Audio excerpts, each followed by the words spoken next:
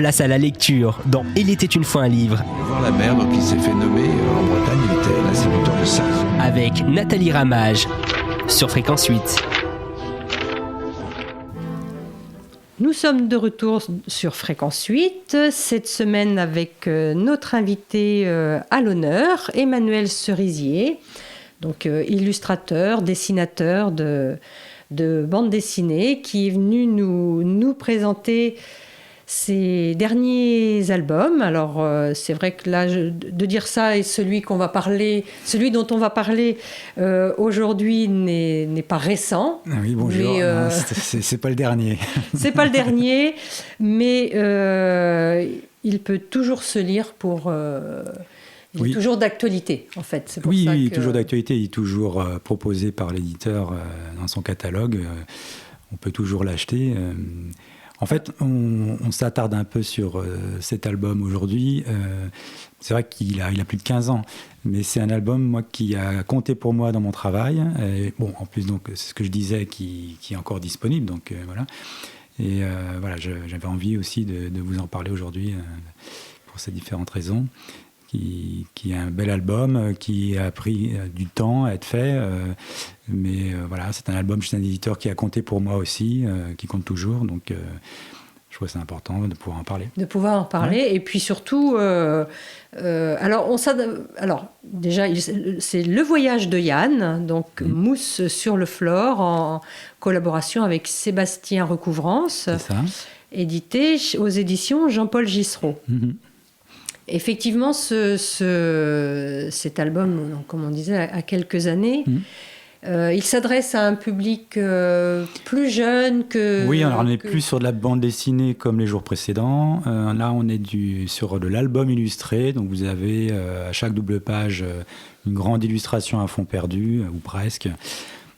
Voilà, c'était un peu ce que je faisais beaucoup avant, quoi. C'est-à-dire que je travaillais beaucoup en album illustré. La bande dessinée est venue beaucoup plus tard. Là, l'autre jour, on a parlé de Madame Elisabeth. C'était mon premier album pour moi, enfin un album complet, je dirais. J'avais fait des collectifs, mais c'était un album complet. Là, avec Le Voyage de Yann, Mousse sur le Flore, c'est de l'album illustré, des grandes pages réalisées donc à la gouache.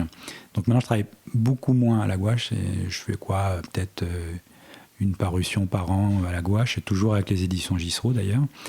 Et donc à l'époque, voilà, je travaillais uniquement à la peinture, sur des grandes illustrations avec des textes comme ça, placés, mis en page dans les illustrations. La gouache se prête peut-être plus, quand vous choisissez la gouache, c'est en fonction du thème, en fonction aussi du public visé. Non, c'est plutôt du support. Voilà, les illustrations, voilà, on va les faire pourquoi ? Pour une bande dessinée, vous pouvez faire de la bande dessinée à la gouache, mais alors vous mettez un temps fou. Et puis pour les corrections, les ajustements, c'est plus complexe. Donc à l'époque, je faisais pas de bande dessinée. Donc ces grands albums, c'était des grandes illustrations sur chaque page. Donc à la gouache, avec les pinceaux, vous pouvez le faire, vous avez un certain confort pour le faire, donc il n'y a pas de souci. Vous pouvez travailler en numérique aussi. C'est-à-dire que sur ces grandes, voilà, on peut s'étaler sur ces grandes illustrations, on peut envisager voilà, plein de techniques différentes, du collage, du pastel, etc. Quoi. En BD, vous pouvez le faire aussi, mais c'est plus contraignant, c'est plus compliqué. Donc voilà, moi j'ai développé ça beaucoup, cette mise en couleur à la gouache. Et il y a encore cet éditeur, Jean-Paul Gissereau, donc me propose de temps en temps des projets. Alors c'est moins sur ces albums-là. Le Voyage de Yann, c'est comme un grand format. C'est des planches originales qui font un format A3 à peu près. Donc là maintenant, il fait plus trop ces grands albums. Il est sur du format un peu plus petit. Et même actuellement, je réalise quelque chose pour eux. Donc c'est des illustrations toujours à fond perdu. C'est pas de la bande dessinée, on voit une grande image, on met le texte dans l'image. C'est des textes qui sont destinés aux plus jeunes. On est sur Le Voyage de Yann, c'est autour de 10 ans, je dirais, 9-10 ans, peut-être un peu avant, mais bon, 9-10 ans, parce qu'il y a des termes un peu techniques. Mais donc là, la peinture, moi, je suis content de revenir à la peinture quand il me propose ces projets, parce que je sais que les formats me le permettent. Et finalement, je reprends les pinceaux, je lâche un peu la palette graphique, là. Et je suis content de refaire de la peinture. Voilà. Ça casse la routine. Ça casse la routine, on n'a pas le nez sur un écran, et je retourne à mes premiers amours, Oui. la gouache, quoi. Donc c'est assez agréable, ouais. Alors là, on est sur une Robinsonade, comme vous m'avez dit une fois. Oui, c'est ça, tout à fait. Une Robinsonade. Donc pour les Qu'est-ce jeunes... qu'une Robinsonade Qu'est-ce qu'une Robinsonade, voilà. Oui. Pour Non. les jeunes aventuriers en Oui, herbe. voilà, c'est ça. On est sur un récit de facture assez classique, mais qui fait rêver, hein. On est sur les grands voiliers du XVIIIe siècle qui partaient donc aux Indes, sur les comptoirs français, commercer là-bas. Donc là, on suit. Sébastien Recouvrance a écrit cette histoire d'un mousse, hein. C'est aussi une histoire assez classique. On suit donc un enfant qui quitte sa famille à 9 ans pour embarquer sur un grand bateau et puis va partir quelques années comme ça sur les mers à l'aventure. Et donc, il va lui arriver plein de choses, plein d'aventures. Voilà. Donc, c'est une initiation un peu. Hein. Complètement. Il part à 9 ans. Voilà. Quand il revient 2 ans après, c'est plus le même, quoi. Hein. Exactement. Oui. C'est vrai que quand on voit le parcours de ces voiliers, de descendre l'Atlantique comme ça, Voilà. passer c'est le cap de C'est ça, Bonne-Espérance, oui. d'aller à Madagascar, Voilà. les Comores. Enfin, pour un enfant qui vient de Comana, dans le Finistère, Voilà, ouais, c'est ça. Ouais. c'est... Voilà, fils de charbonnier qui n'avait jamais vu la mer avant d'embarquer à Brest. Il part de Brest. Donc effectivement, ça devait être quelque chose d'assez extraordinaire, une grande aventure. C'est une grande aventure, quoi, Ouais. hein. Donc c'est une Robinsonade parce que voilà, Robinsonade, Robinson. Donc on retrouve tout cet univers de ces grands voiliers, de ces marins qui partaient. Voilà, donc dans l'album, on a une rencontre avec un bateau pirate. Ils font escale sur des îles, ils explorent des îles. Voilà, dans la jungle, ils rencontrent des baleines. Il y a le passage de l'équateur aussi qui est évoqué avec le roi Neptune, etc. Donc ils s'arrêtent, comme vous disiez, à Madagascar. Ils rencontrent donc les autochtones. Et puis la dernière étape, donc c'est Pondichéry en Inde, quoi. Donc ça se passe sous Louis XV. Oui. Donc à l'époque du grand-père d'Élisabeth de France, ça. si on C'est bien devait retenu. faire un lien avec la première bande dessinée de lundi. Voilà. Alors, vous devez être maintenant, j'imagine, incollable sur, sur le vocabulaire maritime, Ah, pas tant que ça. et notamment des voiliers, parce qu'il y a une page. Alors, je ne sais pas quel est le ressenti d'un enfant de 10 ans qui lit tous ces termes. Peut-être qu'il s'adapte beaucoup mieux qu'un esprit adulte plus rigide. Mais c'est vrai que le scénariste emploie tous les termes techniques. Alors tout, je sais pas, mais en tout cas, il y en a beaucoup. Dans la description du voilier, Oui, voilà, c'est vrai. on y a le droit quand même. Moi, quand j'avais de mémoire, parce que c'était il y a assez longtemps, quand j'avais découvert le récit donc de Sébastien Recouvrance, alors, qui est en fait l'éditeur, hein. Ça, je le dévoile, mais je pense qu'il serait d'accord, il n'y a pas de souci. C'est Jean-Paul Gissereau, en fait, qui a écrit sous ce pseudo. Et donc, quand il m'avait envoyé cette histoire, effectivement, je me suis plongé. Mais à l'époque, j'avais même pas d'ordi, j'avais même pas Internet, donc j'ai essayé de trouver des livres. Je me plongeais dans des bouquins qui décrivaient donc la marine à voile à l'époque. Et donc, c'était pas évident, quoi. Et en plus, sur le livre, il m'a demandé de faire un plan de bateau au début, donc qu'on a esquissé au crayon avec des Plan de coupe et des légendes, voilà. Donc là, c'était quelque chose, hein. Mais, alors là, je ne sais pas combien de temps vous avez mis pour dessiner. je sais plus. Mais c'est peut-être, c'est assez long, mais pas tant que ça, parce qu'on n'est pas sur du dessin à couleur. Là, il n'y a pas de peinture, c'est resté au crayon. Il y a beaucoup de détails. Mais il y a quand du même. détail, ouais. Donc effectivement, quand on est dans le récit, à un moment, il y a un passage où Yann monte avec un de ses amis dans les voiles, là, parce qu'il y a une tempête. Donc voilà, il faut rabattre les voiles. Et à ce moment-là, l'auteur se lâche un peu sur les termes marins, enfin la technique du bateau. Donc il faut ne pas hésiter à retourner au début du livre pour essayer de retrouver les termes marins. Pour se retrouver dans le plan du bateau. Voilà, c'est ça. Ouais, bon, il y a des choses qu'on connaît, hein, le mât de misaine, artimon, ça va, mais des fois ça se complique un petit peu plus. Donc il ne faut pas hésiter. Il aurait peut-être pu faire une légende un peu plus simple à la fin, avec un renvoi. Bon. Oui, parce que le petit phoque, le grand phoque, la grand voile, le grand cacatois, le beaupré, voilà, etc. La bonnette. Enfin, moi, je ne connaissais pas tous ces termes-là. Ouais, moi non plus. Hein. Bon, il faut passer outre. Hein, il faut avoir été mousse, quoi. Il faut passer outre. Hein, je vous dis, c'est pas ça ne change rien au scénario. C'est pas hyper important de savoir ça par cœur. Hein, donc, non, et puis peut-être que pour un jeune lecteur, c'est aussi une manière c'est comme une immersion vraiment dans l'univers, on y est, quoi. Oui, complètement. Oui. Je pense que ça peut être aussi vu comme, de la part du scénariste, une manière de mettre le jeune lecteur en immersion. Oui, puis alors, Dieu sait que dans la marine, il y a des termes très propres donc, à la vie quotidienne, et puis donc tout le matériel, le bastingage, tout ça, la mature. Enfin bon, il y a des choses étonnantes qu'on découvre quand on n'est pas marin. Oui, puis on ne peut pas forcément faire de lien avec le nom. Non, parce que le cacatois, moi, ça me fait plus penser à cacatoès, ça n'a rien à voir. Quoi. Non, c'est ça, on ne peut pas faire forcément de lien, donc on s'y plonge. Et puis, c'est un récit, effectivement, d'aventure. Donc, moi, j'ai essayé au maximum, à travers mes illustrations, de faire rêver. C'est-à-dire que, moi, il y a des passages que je choisissais, d'ailleurs, dans le scénario. Hein.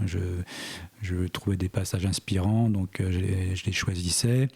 Et je prenais beaucoup, beaucoup de plaisir. C'est pour ça que j'ai envie d'en reparler aujourd'hui, à faire des grandes illustrations. On voit des grands bateaux voguer là, sur l'océan, des scènes de tempête, ou même la scène où ils accostent, ils vont sur une île chercher de l'eau.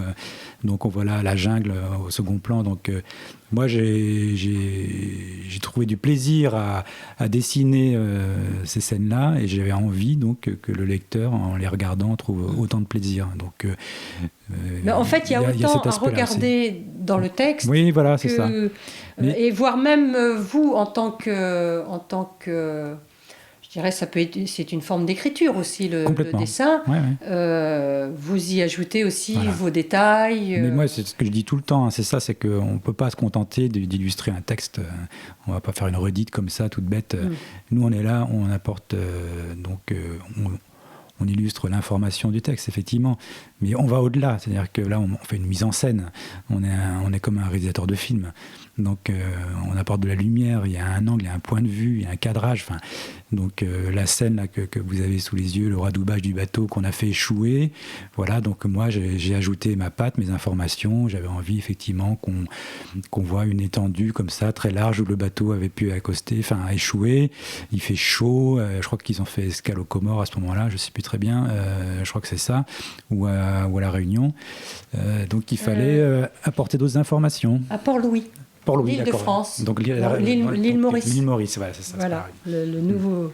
C'était l'ancien nom, ouais. Et c'est vrai que cette double page-là, elle est très, très détaillée. Ça doit vous prendre... il se passe plein de petites choses. Alors, on parle du radoubage dans le texte. Donc là, on colmatait un petit peu la coque, on réparait, on nettoyait. Donc il profitait donc de la marée pour échouer le bateau, et puis mais dans l'illustration, donc je m'exécute, j'illustre ça, mais je montre d'autres choses. Il y a des personnages près du bateau qui font des choses, on voit quelqu'un qui tient une ombrelle, des gens qui discutent, d'autres qui préparent donc effectivement le matériel pour réparer le bateau. Donc moi je trouve ça, c'est intéressant pour un dessinateur, c'est d'aller au-delà. D'apporter aussi votre point de vue, angle de vue, quoi. Et sur des doubles pages comme ça, avec du dessin aussi détaillé, vous passez combien de temps sur un... Mais là, je pense que j'étais inconscient là. à l'époque. Jeune et inconscient. Ouais, j'étais plus jeune et je comptais pas mes heures. Non, mais sur cette double page-là, je dirais à peu près 2 bonnes journées de travail, hein, en comptant crayonné et couleur. Mais le bateau apparaît souvent, donc ces bateaux sont très complexes à dessiner, donc ouais, on est peut-être sur 3 jours d'ailleurs. Oui, parce qu'il y a les mâts, il y a les cordages, enfin c'est... Ouais. Puis là, on est sur c'est du détail. On est à la peinture, donc bon, c'est plus long. Et, bon, à l'époque, ça tombait bien ce projet, je me souviens, parce que juste avant que l'éditeur m'envoie son texte, j'avais déjà travaillé avec lui avant, mais bon, il y avait eu un coup de mou. Et moi, j'avais eu un coup de mou avec tous mes éditeurs à ce moment-là. C'est-à-dire que je regardais un petit peu mon téléphone, j'ai dit, bon, ça sonne pas et ça a duré quelques temps. Donc voilà, c'est des petites angoisses des professions libérales, enfin en tout cas des travailleurs indépendants comme ça qui attendent le client parfois. Moi, je démarchais, mais bon, c'était moyen. Et puis, bon, miracle, donc, ou bonne nouvelle, alors là, le téléphone sonne.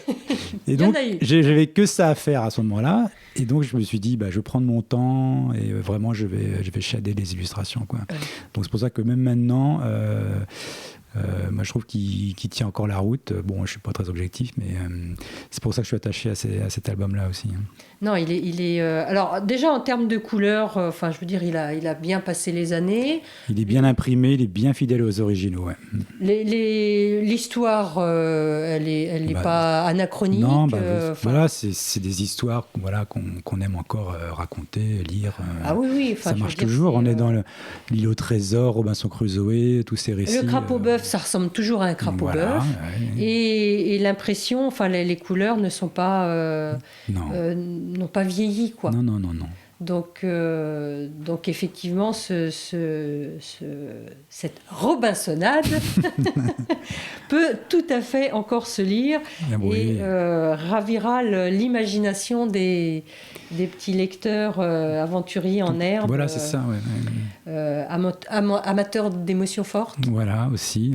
Puis qui aiment toutes ces illustrations fouillées, détaillées. Passer du temps... à lire le texte, mais en passer tout autant, voire plus, à regarder les dessins. Le dessin, les petits enfants curieux qui aiment les récits d'aventure d'époque. Donc ça leur plaira certainement. Donc voilà, c'est le voyage de Yann, Mousse sur le Flore, donc avec Sébastien Recouvrance, c'est aux éditions Jean-Paul Gissereau. Bon, eh bien, on va refermer cet album d'aventure pour en découvrir une toute autre demain qui n'aura rien à voir. Non, c'est plus du tout le même contexte. Là, cette semaine, c'est vraiment, quand je disais riche et varié, c'est vraiment, on traverse les siècles, les univers. On n'hésite pas, on est des fous. Mais c'est aussi ce qui fait certainement le plaisir renouvelé du travail d'illustrateur, c'est de toujours de changer comme ça d'univers. Pour moi qui travaille principalement sur des sujets historiques, je voyage à travers les époques, ça change très régulièrement. Voilà, mais c'est parfait en période de confinement. Voilà, exactement. Et pour le lecteur, c'est la même chose. Voilà. Je vous dis à demain. À demain, merci. Emmanuel Cerisier et Sébastien Recouvrance, le voyage de Yann, Mousse sur le Flore. Il paraît que nous avons franchi le cap de Bonne-Espérance, mais avec le brouillard, je n'ai rien vu. Nous remontons dans l'océan Indien vers l'île de Madagascar, où nous devons faire escale pendant 1 semaine pour nous réapprovisionner en produits frais. Cette île est grande comme la France. Nous mouillons dans l'embouchure d'une rivière. Le soleil est réapparu, le moral est au beau fixe. À tour de rôle, nous descendons à terre. Quel bonheur de retrouver le sol ferme, de pouvoir courir sur la plage, de cueillir des citrons verts et des bananes. En pissant sur un caillou au pied d'un cocotier, j'ai une énorme frayeur. C'est un crapaud bœuf qui pousse un beuglement d'enfer. Je comprends qu'il ne soit pas content, mais je l'avais confondu avec un rocher. Ce n'est pas grave, il saute se nettoyer dans un marigot. Crozon nous fait découvrir la forêt vierge. Nous avançons pieds nus au milieu des lianes et des fougères arborescentes. Il fait très sombre et nous devons nous méfier des serpents. Il y a de curieux petits singes, très gentils et peu craintifs, qui s'appellent Makis ou Galagos. Mais ce sont surtout les oiseaux que j'admire. Des cacatoès et des haras de toutes les couleurs. Je ramasse une grande plume rouge que l'un d'eux abandonne en se sauvant. Nous avons repris la mer, puis nous avons fait de nouveau escale dans une petite île de l'archipel des Comores. Anvec a mis le flore au mouillage dans une petite baie très abritée. L'ancre avait été à peine accrochée le fond qu'une dizaine de pirogues nous entouraient, montées par de jeunes indigènes qui poussaient des cris de joie en nous voyant. Ils sont venus à bord nous montrer des perles qu'ils tiraient de petits sacs en cuir pendus à leur ceinture. L'un d'eux s'approcha de moi avec de grands sourires et par geste il me fit comprendre qu'il échangerait volontiers une dizaine de grosses perles contre ma vareuse. Je tentai de lui expliquer qu'elle n'était pas à moi et que je n'avais pas le droit de m'en séparer. Il saisit la situation, haussa comiquement les épaules sans cesser de rire et, très gentiment, me mit une de ses perles dans la main. C'était un cadeau. Il vendit le reste de son trésor à Anvec. L'après-midi, Crozon nous donna quartier libre. Ronan et moi apprîmes à plonger à la recherche des huîtres perlières en compagnie de nos amis indigènes. Celui qui m'avait offert une perle s'appelait Cola. Il nous fit boire du lait de coco et manger des fruits de l'arbre à pain. Place à la lecture dans Il était une fois un livre. Voir la mer, donc il s'est fait nommer en Bretagne, il était l'instituteur de Sars. Avec Nathalie Ramage sur Fréquence 8.